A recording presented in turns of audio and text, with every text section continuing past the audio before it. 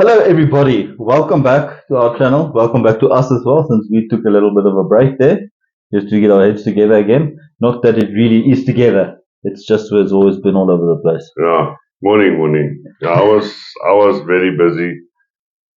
Dion was very busy, so we skipped the Saturday. Just had to, take a bit of me time. Just Yeah, a bit of mind recovery time. I mean, yeah, there's a lot happening. I mean, life happens. Who can do anything about it? You can't beat it. You yeah, don't want to beat it. I mean, it's life. It yeah, happens. yeah, definitely. I mean, not sponsored. Yeah, so obviously there's been a lot going on in both our lives. It's just been busy, whether it's at home and work and everywhere. Just it's been a busy schedule. So nothing in particular interesting happened. Just busy. And in our world around us, nothing really spectacular happened either, did it? Except for load shedding still being as back as always, Yeah, it unfortunately. seems But like it's becoming harsher and harsher as time yeah, goes by. ironically enough, like you've said in some of the previous videos, it's old habit now. So load shedding is back. It's not really going anywhere. There's no real reason for it to be there, um, except for corruption that there's always been. But we're not going to go into that now. Again, that's just Yeah, depressing to think about. And also, coming with the elections coming up, and this weekend being a registration weekend as well, it's surprising there's so much load shedding going on. yeah. Actually, I mean, do you think they have generators at the tents? Because Maybe. Who I knows? mean, all batteries in the stuff that they use to register. Well, it's possible. I mean, if you look at some of the illustration places, it's random tents in the middle of a field, so there probably should be generators, in Yeah, whether there's load shedding or not, or like a mobile solar little unit. or something. It's something that only have to power the computers, basically, isn't it? Well, most likely. But whichever, yeah, yeah. So But the elections is next year. Do we have a date yet, or they'll let us know 2 days before, like I normal? have not really checked. The only day that I've seen was this weekend for registration, which I didn't really pay any attention to because I've been registered for like ever. Yeah, I mean, also a new young bloods. Yeah, you know. Well, in any case, your weather updates today in South Africa, it's 26 degrees. It's getting hot now, and I think the maximum is what, 34? Well, up to 34. I think that's a feel like temperature. I think it's predicted 31 or something like that, but the feel like I think it's 34 or something like that. Yeah, I see a Wednesday we're reaching a 35. Insane. Friday 34, 34, 33, 34s. Massagat. And Yeah. the problem with that is you'll see there's some minor rain predictions with those high temperatures. And that's a concern. Because Yeah. with the recent, in the past couple of days, the hailstorms we had in Johannesburg, it was devastating. I mean, those hails were the size of cricket balls, and some bigger than that. I mean, that hail balls is this size. No, that's minor. That's a golf ball size. We're talking some of them cricket ball size. It was big. This is like crazy. Like cup size almost. No. No, they were hit hard. I mean, Crazy. people had videos and it was crazy because they showed balls, hail balls, what? No, hell balls. Hail balls, yeah. Like this. I mean, it's huge. A lot of car windows were broken. The shop fronts were smashed. The windows. It was actually rough. I mean, they checked hail about this thick all over. They're almost a foot thick. I know Foot or 30 centimeters, in huh? America they call it snow, or in Europe they call it snow, but here we call it hail. Yeah, but the snow is smaller flakes of ice falling. Those are balls. That's hail. No matter where if you are. snow hits you, it's like Yeah. if hail hits you, it's like yeah, murtu. Yeah, and I mean that was rough. I mean, some of the tiled roofs in our country. I mean, most of the buildings there are brick and mortar buildings, so it's pretty solid and solid tile roofs. And those hail balls hit through the tile roofs. The zinc and corrugated roofs didn't handle the weight; they collapsed on top of cars. It was rough. So yeah, that's a bit of a concern in the week coming because temperatures that high with small rain predictions or hailstorms in between can be devastating. The thing is, as soon as you can actually predict it in a little way, not long before, but in a short time. But Yeah. if the temperature, let's say before it rains, it's humid and it's hot and it's uncomfortable heat, it'll start to rain, and then as soon as you can feel, but it happens in minutes, the temperature drops, and it's almost like when you walk out, there's that fog you blow out, that steam.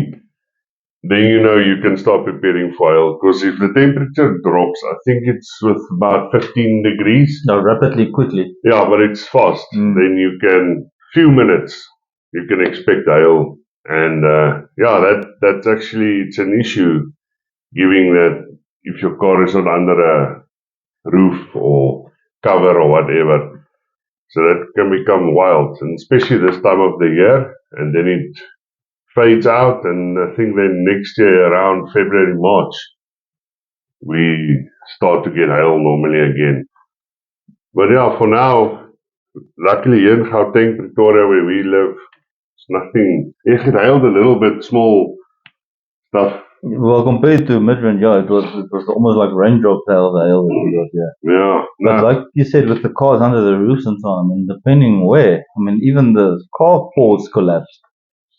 Yeah, that hail balls, I think, went through this shade netting. Yeah. And if you have a little bit of a rusted roof, it goes through.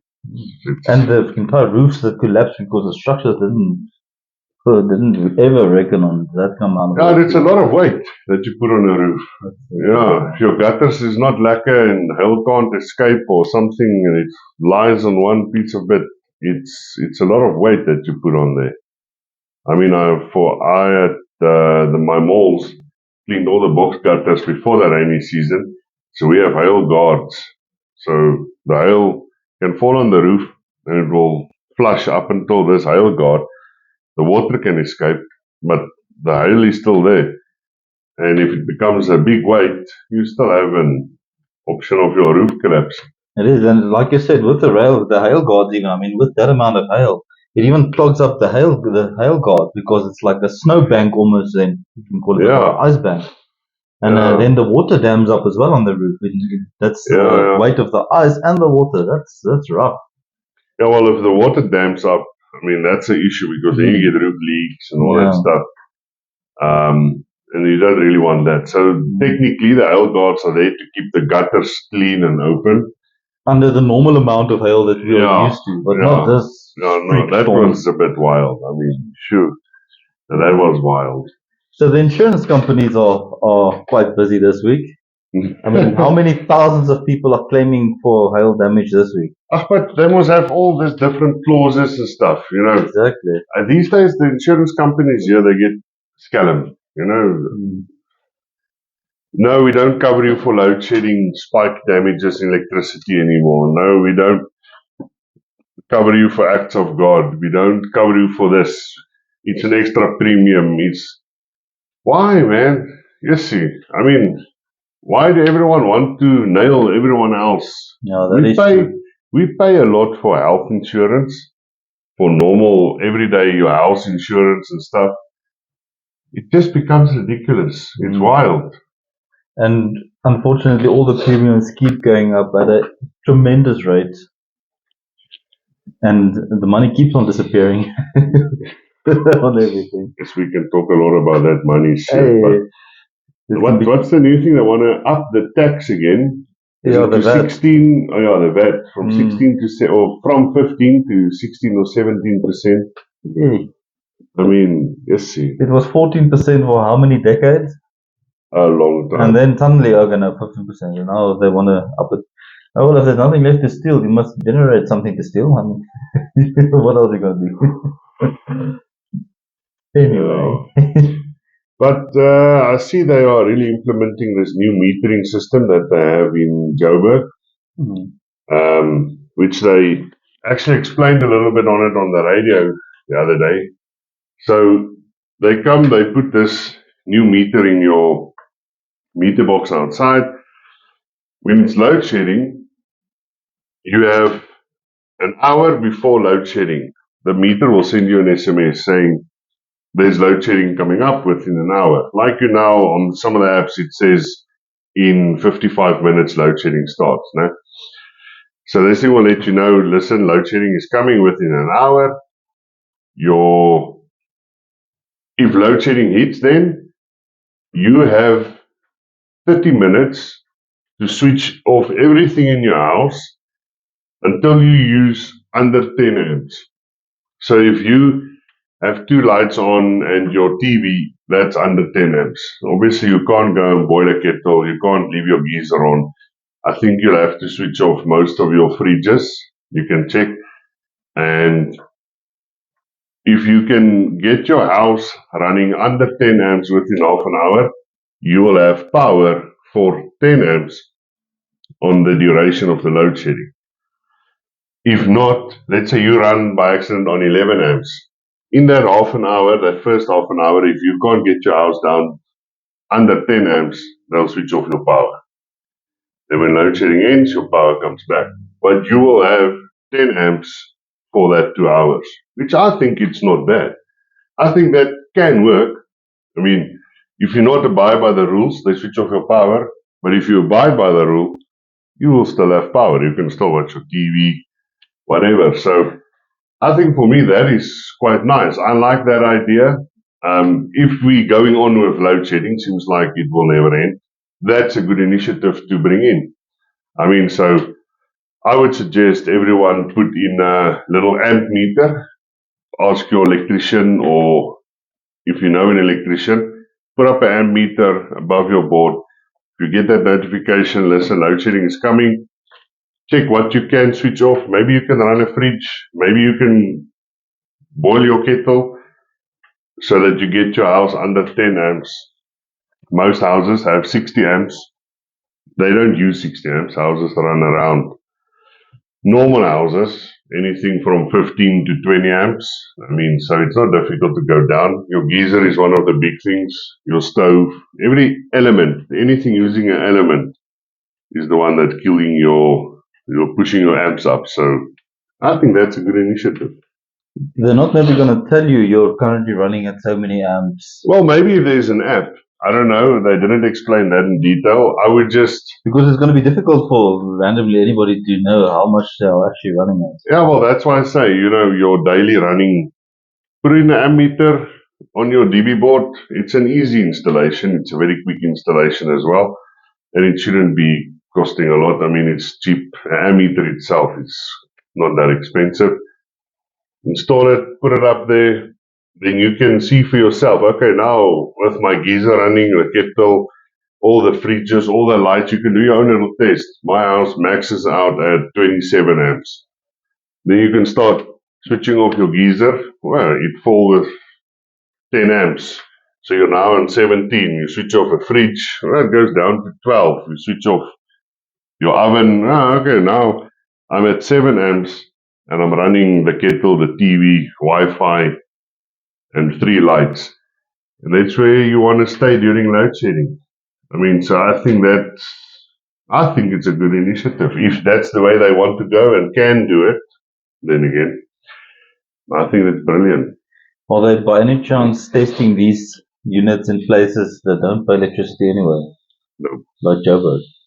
Well, they are currently, they've installed a few of them in Joburg, but that's in the Sandton, so it's people with some money.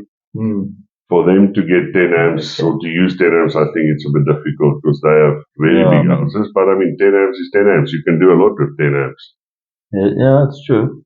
I mean, that's a difficult one. 10 amps in a normal size house or a mansion or a hotel, a guest house, a small business.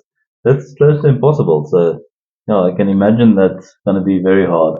Most of those people in English, I think, have battery backups of generators and all that stuff. Very plausible. So I don't think it will bother them. But, us plebs down here, 10 amps for us is a lot. Yeah, we can do a lot with 10 amps to make it go far. Yeah, very true. In any case. Yeah. So what else is new in the world? I just saw the kids coming, tuning us something. Oh, they're both here. They left again. I don't know. Oh, they're still walking. Yeah, They're fine. yeah. I didn't see any blood. So Yeah, it's so fine. they're fine. No one was screaming or bringing a Yeah. hand in, another hand in here. Yeah, they look like they're sort of smiling. Yeah. Okay, oh, they're fine. I don't know if it's stomach cramps, but it looks fine. Yeah, no noises. Yeah, no noises.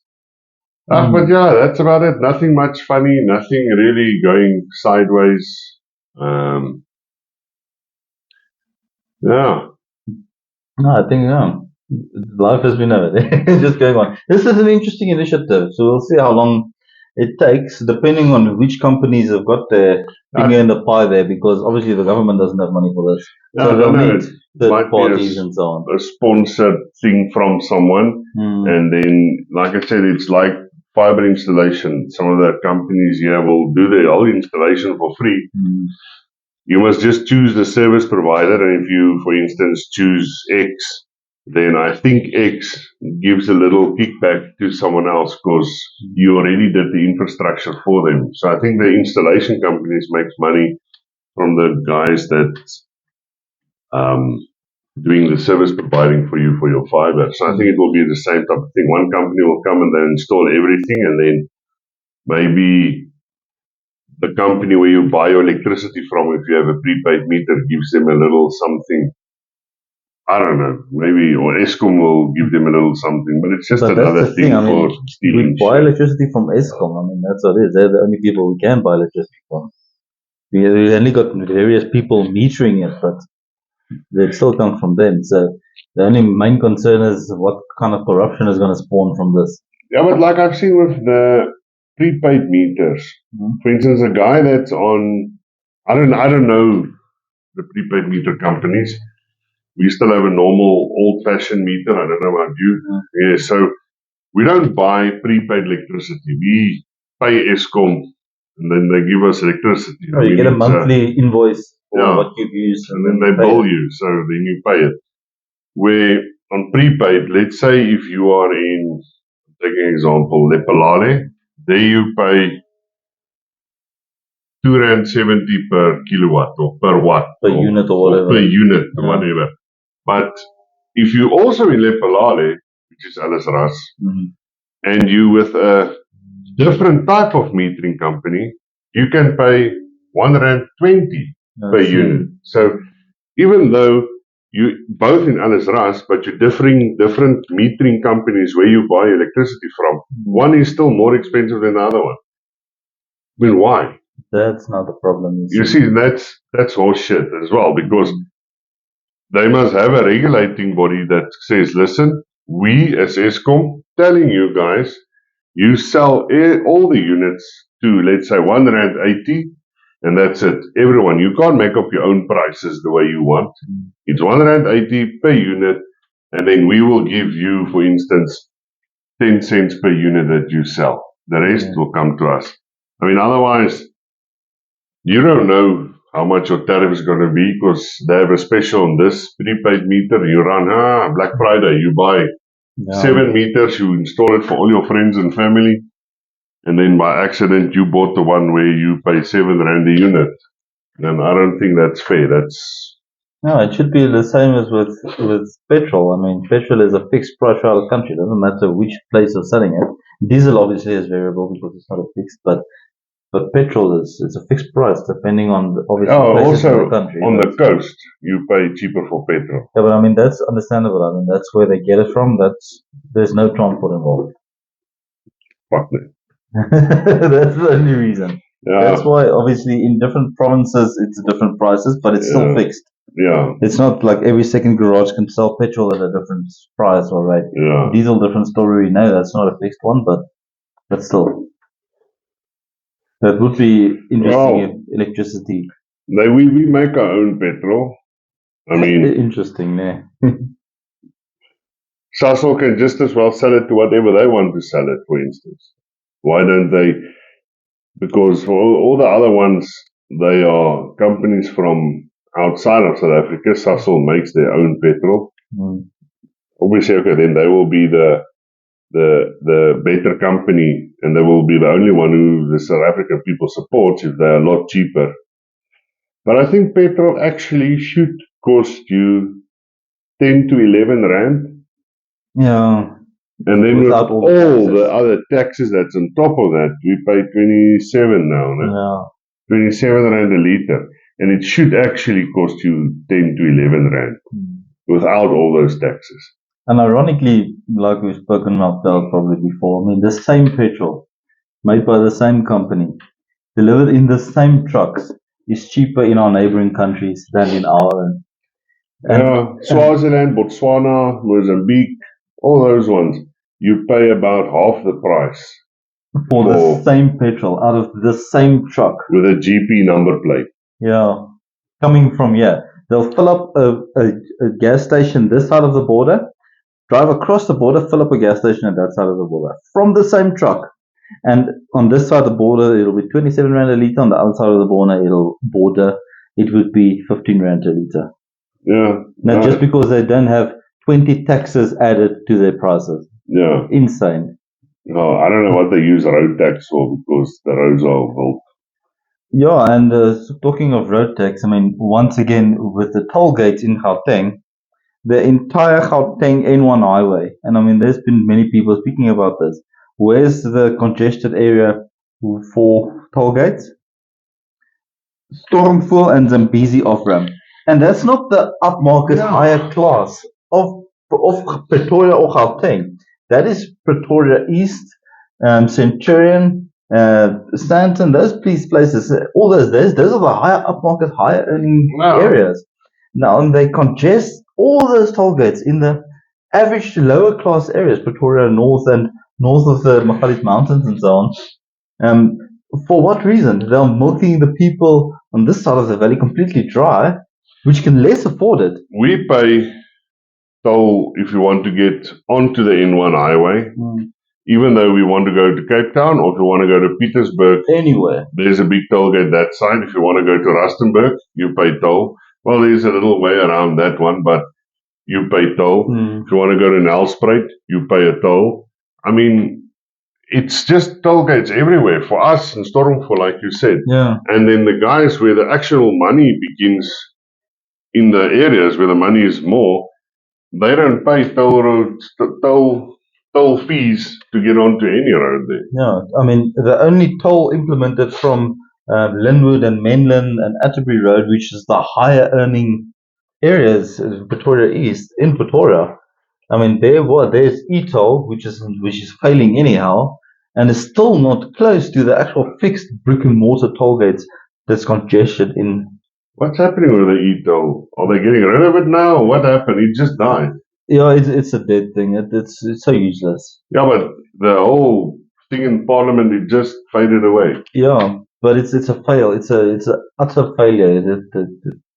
Nothing worked. Yeah, but they're still charging people. And no, obviously, I mean, they had this massive thing. Yeah, we're gonna burn it down. We're gonna take it off because it's not. And now nothing happens. Yeah, well, they have broken down and stolen quite a few of those, but amazingly, I mean, in a couple of hours, an entire e-toll country gone, missing off the face of the earth. But I think that would have happened in any case because it's a South African thing. But that's Gautrain. Imagine if the country was as organized as those criminals. An entire e-toll country gone in an hour or two. Yeah, I can't even get some of the contractors that works for us to do shit that fast. I must employ criminals. Yeah. Yeah, but you won't be able to afford criminal rates. yeah. Unless you're going to tell them, no, but you must remove this and you can take it. Yeah, scrap metal. Yeah. Or you must fix this and erect it, but you can come after hours and take it down again. Yeah. Ja, jong, but further on. South Africa and our that's lekker. Escapades. Yeah, it's lekker here, man. It's lekker. It's hot, sunny. It's nice. Yeah. But in any case, what's happening in your world? Let us know. Yeah, tell us a bit in the comment below. Tell us whether you found this interesting. Tell us your opinion about what we've spoken about. Well, what do you think about this whole situation? Or what do you want to hear? Yeah. And what else interesting do you predict is going to happen in the future? What's that guy that wrote the book, Siener van Rensburg? Oh, yeah. Yeah. He hasn't lied so far though, Yeah, no? but I don't know. He didn't put dates next to it, so we don't know when. Yeah, it wasn't specific, Yeah. not that specific. Ah, Anyway, thanks, guys. yeah, thanks. Let us know in the comments below. Give us your opinions. Hit that like button down below if you like the topics or the content. Be sure to subscribe to our channel if you would like to see more and you want to follow us. We would appreciate that a lot. And I guess that's it. So until we get to this again, Not sponsored. at all, I can't really say the same. But yeah, thanks a lot, guys. Enjoy. Thanks, guys. Bye.